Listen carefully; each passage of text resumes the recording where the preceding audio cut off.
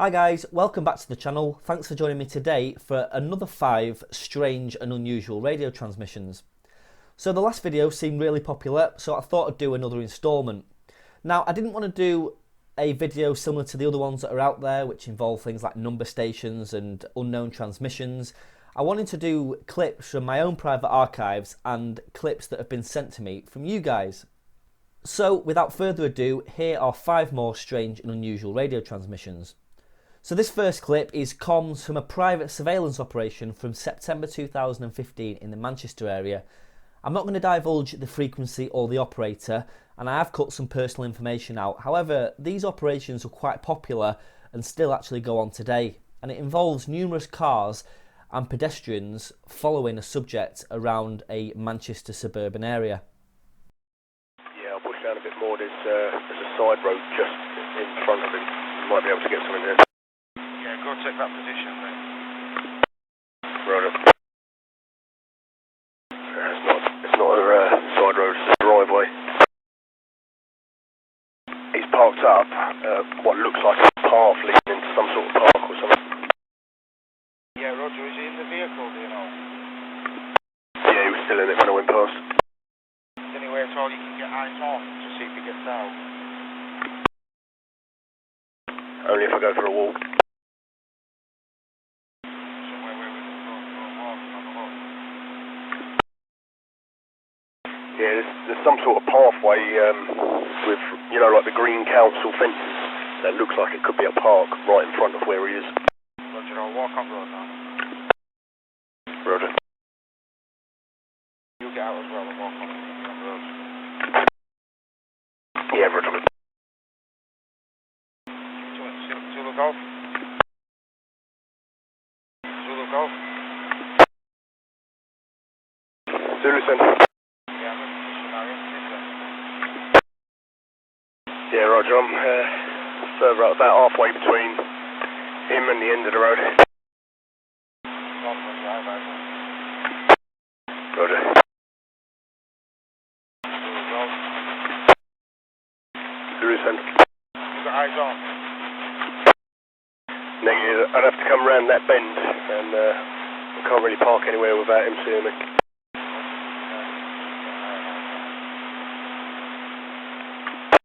Yeah, Roger. This next clip was from the late 1990s to early 2000s, involving a well-known character within amateur radio engaged in a dispute with another station called Gerald, whose call sign was GARSD. This clip originates from the Amersham area of the UK, and the argument was eventually broken up and Gerald continued to chat on the repeater with another station. Gerald passed away in the early 2000s, and I'm not sure if the other station is still on the air. If you keep saying there's something wrong with me, I'll come round to your house, Gerald, and I'll prove to you that there's nothing wrong with me if you're going to carry on in that vein. Up you silly dick. You can come round to my house and I'll call the police. Don't want to have anything to do with a person like you, thank you. Right then, well as I said to you earlier, WL's available, use that repeater. I choose to use this repeater because I live next to the repeater, and I choose to use it because I don't want to speak to people like you, or the associates that you congeal with on West London.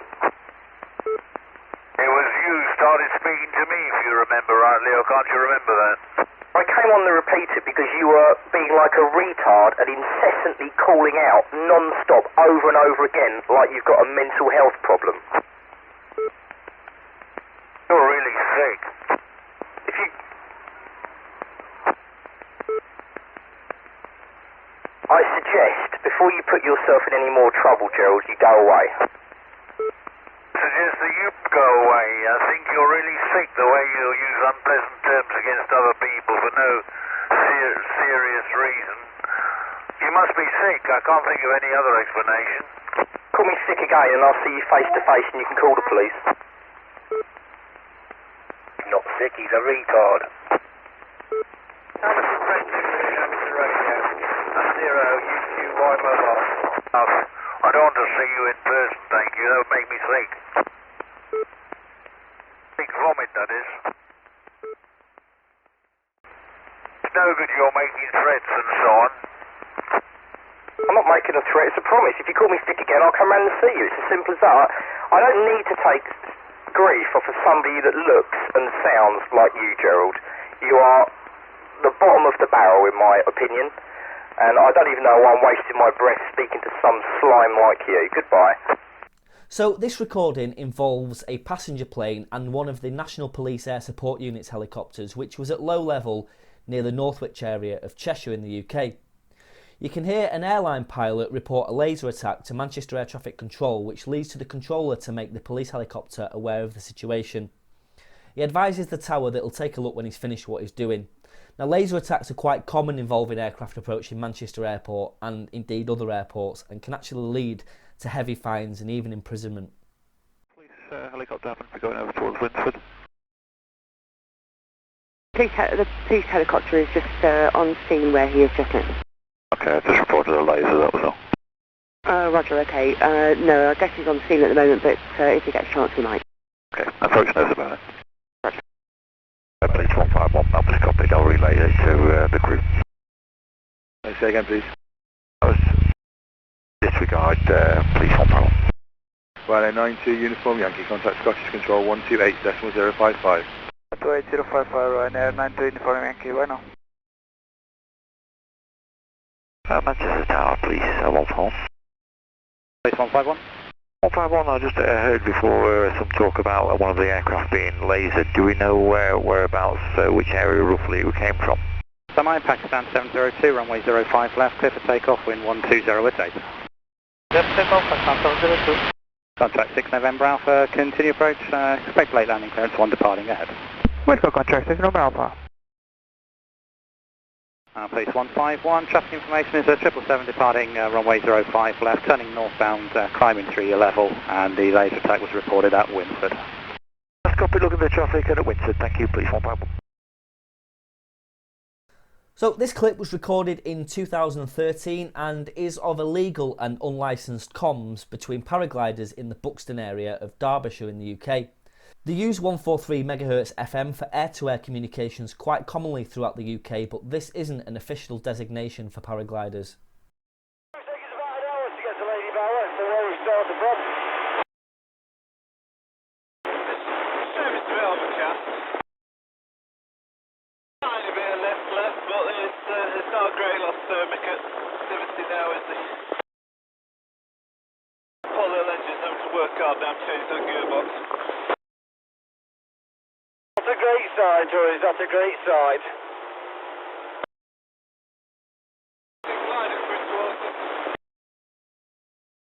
Are you standing behind me? See your 5 o'clock. 2X, or are you doing Lady Val first? Keep the OS clear, self-storage from here. Just keep us OS, just follow me. Open up here, timer with a full tank of juice as well. Nice.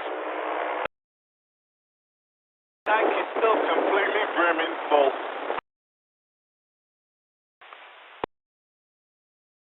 This one will see timer will be a big silver strata fortress, so I'll show you that first.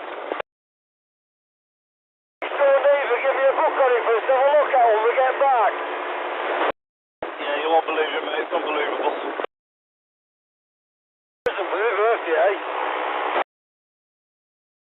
Right, keep your eyes peeled underneath me now.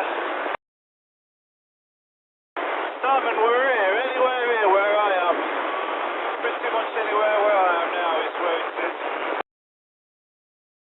Okay, there's some right good ridge lift here, that's why I'm just cruising this side. And finally, this last clip is of Telstra, which is an Australian comms provider, performing coverage testing of repeaters, which were broadcasting 24 hours a day for days at a time, whilst technical engineers drove around getting signal to noise readings. Now, the network covered the entire state of Victoria, which is a massive area, which means that this was a really large network. This is the simulcast network test transmission for Telstra Corporation. 1, 2, 3, 4, 5, 6, 7, 8, 9, 10. This is the simulcast network test transmission for Telstra Corporation. This is a story from a Reader's Digest book called Strange Stories, Amazing Facts, which was turned into a radio series. This story entitled The Cockleshell Hero. Robinson Crusoe was lucky. When he was shipwrecked, he found a deserted island which enabled him to stay alive until rescue came. Thousands of seafarers have been less fortunate. In peace, and especially in war, men have pulled away in lifeboats from sinking ships only to die of thirst or starvation. Their plight so appalled a French doctor, Alain Bombard, that he resolved to do something about it.